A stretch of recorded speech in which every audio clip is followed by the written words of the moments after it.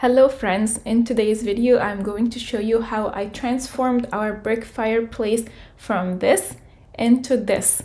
Our brick fireplace was a wood burning fireplace which we have no idea how to operate, and quite frankly we're pretty scared of having fire around our kids.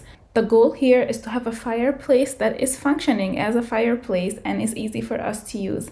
So in this video, I'm going to show you how I was able to achieve that and explain how you might be able to do the same thing. I started off by giving the bricks a good wash. There was a clear black shadow of smoke on the bricks, I guess from previous owners using it as a wood burning fireplace, and I wanted to get that cleaned and nice before I insert my electric fireplace. Next, it was time to bring in the fireplace and open it up. I partnered with Touchstone Home Products on this project. They sent me this fireplace and I'm actually really happy with it because they have a wide range of sizes. So if you're trying to achieve a project like this, you will need to get a fireplace as close as possible to the opening of your existing fireplace, and they had a pretty wide range of sizes. I will link them in the description box below for you to check out. I took it out of the box and I actually took my time reading the manual because I didn't want to mess this up. Next, it was time for me to figure out how I was going to anchor this fireplace into the bricks. I simply got my notebook and I stared at it for a while until I figured out what I need to do to be able to anchor it in place. Here is a look at my sketch. It's not very clear, but basically I figured out that on the inner parts of the bricks, I need two standing posts. And then on the bottom, I figured out a design that will allow me to feed the cord out so that I can plug in the fireplace. I actually did explain it better while I was building it, so let me share that with you. Okay, just explaining really quick the cuts that I had to make. So basically, I just want a frame where the fireplace is going to be inserted, and that frame has to be the exact same size as the back of the fireplace. So in this case, I measured my fireplace end to end. This was 36 inches. And so I cut two pieces from a 2x4, one on the top, one on the bottom. And I did that on purpose because I had to raise the spacing based on the size of the fireplace and my opening. So if the fireplace was only this big, I would have made these spacers bigger. And so there would be a 2x4 and a 2x4 here. So the size of this piece determines the spacing from here to here. And that has to do with the size of the fireplace that I'm using. Now, I just put, this is not nailed in or anything, I just put the fireplace in really quickly to test if my dimensions were correct, and my fireplace was fitting okay. It was a little tight, like I couldn't push it in all the way, and that's because there is a piece of metal down here that I did not factor in. It's less than 1/4 of an inch or so, but it did play a role, and it stopped my fireplace from fitting in perfectly. So that means I have to shave some wood from this and from this, so I can lower this piece just a teeny bit so that my fireplace can fit comfortably. Talking about sideways, these two pieces of wood, they're 2x4, and they are just slightly smaller than what they need to be. So instead of finding another really thin piece of wood to use here, I'm just gonna use shims just to bump this piece of wood out just a little bit, just like that gap you see here. I'm gonna fill it in with shims because I feel like that's just like an easy solution. Also, really quick, explaining the plug-in or how the fireplace is gonna work.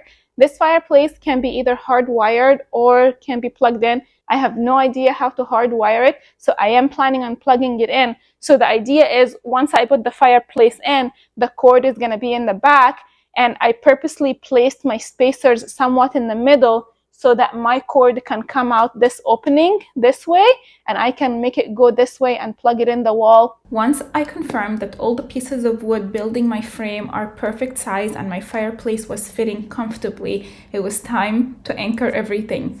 I had never worked with bricks before, and it literally killed my arms to anchor those 2x4s in the bricks, but I was determined to do it, and I did anchor everything, and everything was really secured. I do have to say a lot of my pieces of wood came out crooked, so I really did rely on shims adjusting everything so everything is nice and leveled. I feel like there were two factors as to why everything came out kind of crooked. One, it was really hard drilling in the bricks like I mentioned, and so I feel like my hand wasn't like sturdy, and I was just so happy to make progress but not really focusing on my form when I was drilling. But the other thing that I realized a lot later is that the bricks themselves are not leveled. And now to the most exciting part, which is inserting the fireplace. I started with feeding the cord through. I didn't want that to get in the way. And then I inserted the fireplace, and with just a few tiny pushes here and there, it fitted like a glove. Next, it was time to actually anchor the fireplace to the post itself. The fireplace comes with pre-designated spots as to where you should screw the fireplace into your frame. So I had to use a few extra shims just so I can level the face of the fireplace itself. But that wasn't hard at all. It was actually really easy to do. And I would say that like at this point, if you were doing a project like this and you felt like you wanted to seal things off a little bit more, you could caulk around everything that is still visible. But I felt like I didn't need to do that because my fireplace was really snug, and that was plenty of improvement from the drift we were getting before having this fireplace in.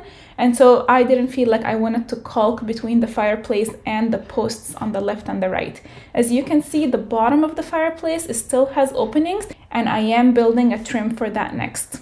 I didn't want to do an overwhelming trim for this fireplace because later on I have a plan to build a mantle, and I'm sure the design of the mantle will have to incorporate with the fireplace and the trim, so I didn't want to overdo it right now. I just wanted to cover any wood that was visible, make sure no drift was coming through, and make sure that it went well with the fireplace.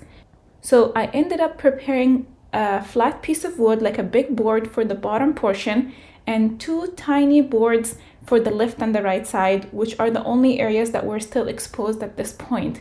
I painted everything matte black, and I'm in love with how it turned out. Just wait and see. I waited for everything to dry, and then I lined it up in the center, and I used a brad nailer to anchor everything, including the side trims. At this point, I thought I was done with the trim work, but then I realized that my bottom long board is not in direct contact with the bricks on the end sides.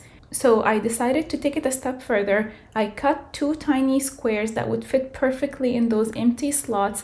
I inserted them behind the original trim, filled in the seams with wood filler. I waited for it to dry, sanded it down, painted it black, and now from the sides, my trim appears to be nice, thick, and fancy. I brought in the glass cover, secured it in place, and all this fireplace was missing was some decor elements. The next morning, I dressed it up with some lanterns and some plants, and here's the final look. I hope you guys liked this video as much as I did. Thank you so much for your time watching this video. If you liked it, let me know in the comments below, and don't forget to subscribe for more videos like this. I'll see you next time. Bye bye!